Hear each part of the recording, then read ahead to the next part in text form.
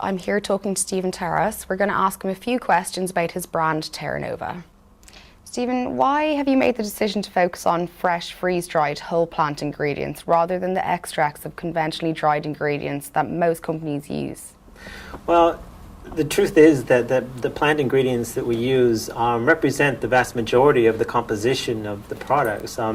On average, I would say around 70% or more of virtually every Terra Nova formulation is comprised of plant ingredients, even with the products that have the vitamins and minerals in it too. But because of that, it's important that I scrutinize. And particularly when I first started the process of formulating, it was about scrutinizing the different types of plant ingredients that were available and deciding on the ones that would provide the greatest level of synergistic chemistry. And since we're very much about synergy as a brand, that was crucial to me.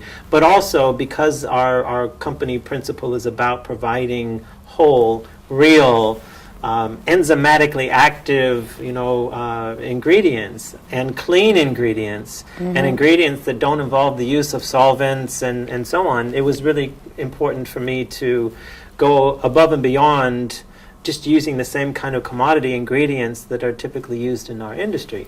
Am I right in saying that most of your plant ingredients are grown and freeze-dried in an institute organic herb farm in Oregon, is it? Yes. In fact, the founder of the Eclectic Institute in Oregon was very influential, very much, more than influential.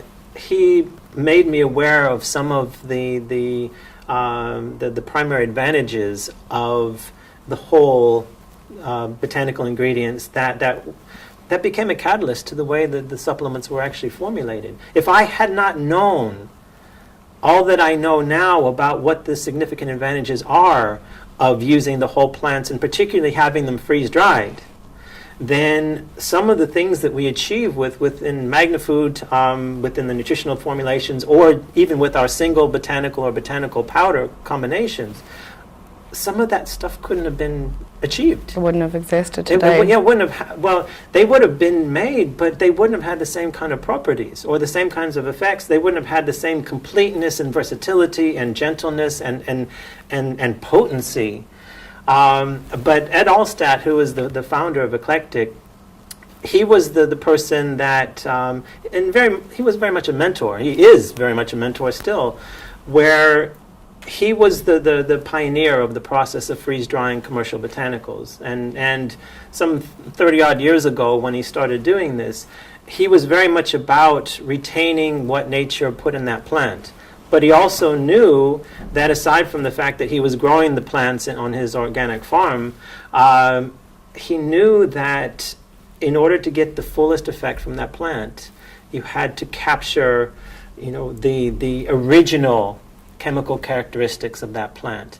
Not just pick some single chemical out of it and say, oh, that's the active chemical in that plant. Again, it's back to getting the whole thing, not just part of it. It's getting the whole thing. Yeah. I remember vividly him saying this in my first visit to him all those years ago.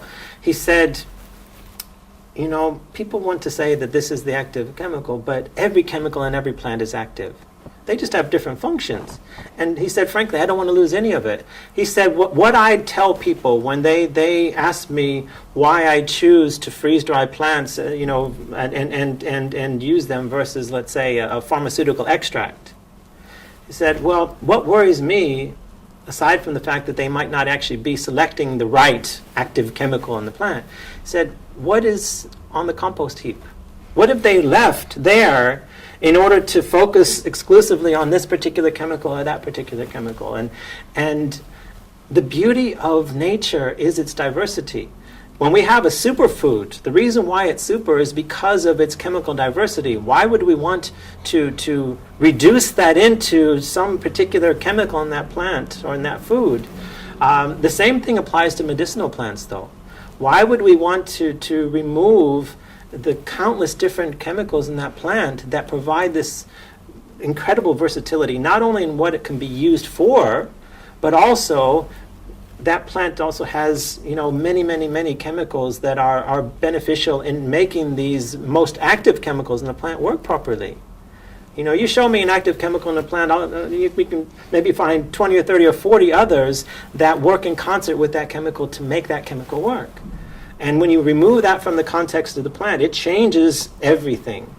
It might still have some of the properties that you associate with it, but it's just not the same. It's not complete. No, it's not. And so we focus on freeze drying in part because it's the best technology for being able to retain virtually 100% of the original plant chemistry that was there when the plant was fresh. Even the enzymes are retained.